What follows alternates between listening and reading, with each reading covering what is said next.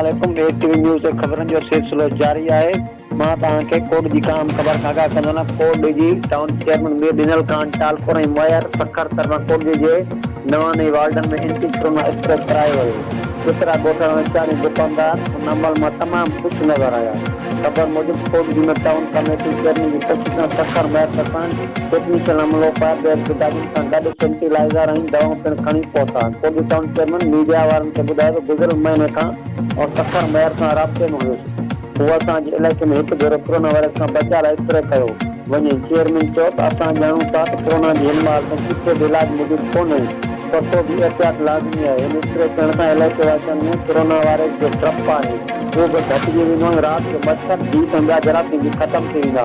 उन मौक़े ते ॾिनल खान टालपुर, इंजीनियर सिकंदर अली हुजन, कुर्बान अली परियो, बहादुर लुंड, आफ्ताब लाशन ॿिया चेयरमैन टाउन कमेटी कोड जी ॾिनल खान टालपुर सां गॾु हुया।